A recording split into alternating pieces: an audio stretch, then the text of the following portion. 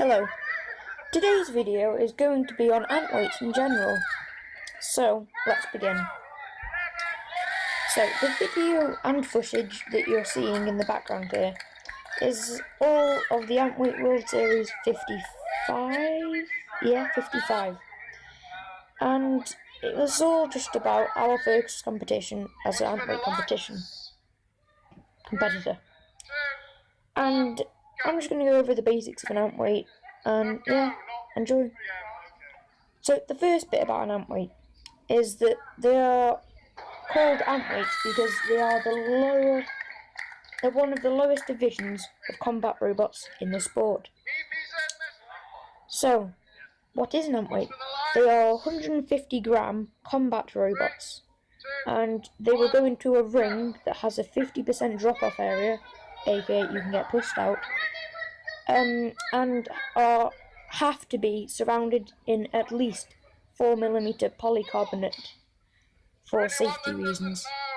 Now, there's different rules regarding these, but mainly they have to fit in a 4-inch cube, which you can't have it too big, and it will just restrict the rules. And no, not the rules, the robot. So people don't come in with like this huge paper thing that's just like huge because it's made of paper, and also so people don't come in with like, oh no, not that. And so yeah, basically it's just to stop them getting too big. However, there is like a teeny little, I guess, loophole around this. You can make your robot so that it will fit in the cube, but in the actual battle it can fall down, for instance. Like, I think it's the battle after this, there's one called Considerable, which has a really big wedge that folds down, so basically it can have a huge wedge area and push things out better.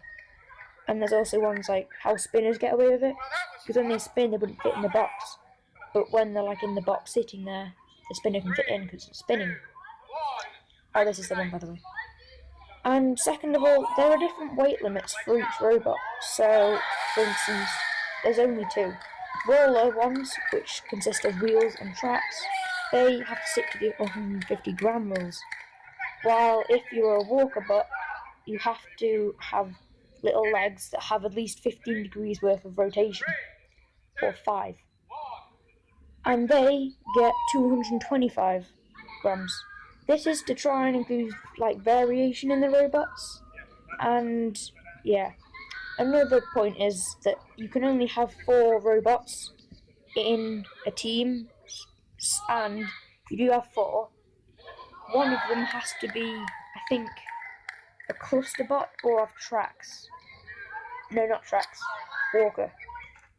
So yeah, and there are several different types of weapon. The first one is a spinner. Spinner has different types. You've got a drum spinner, vertical spinner, horizontal spinner. Now, the robot in here called Valkyrie is a drum spinner. So it's got a little like egg beater, if you want, on the front that will spin, and when it hits something it's like a shaver, so it will like hit it and connect, and yeah.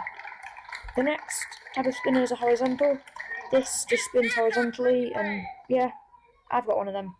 This is my fight. I use a horizontal spinner, and I'm definitely off the moon. And then there's the vertical spinner. Now these, literally, since it's Antweights, they connect with you and launch you up straight to the top of the arena and often flip you out. Which brings me on to my next one, the flipper. Now a flipper is basically, you can either be a flipper or a pushbot. Now a flipper will have like an arm that will like lift another robot up, and a pusher just doesn't have anything, but it will probably have like a few extra motors.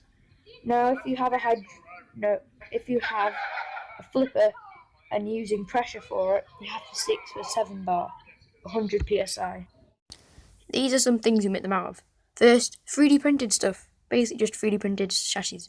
Next, it's aluminium, really lightweight metal, easy to bend, use. So thank you for watching this video. I will go into more depth on all these things in the future, like 3D printed stuff, and just on the materials used. Bye!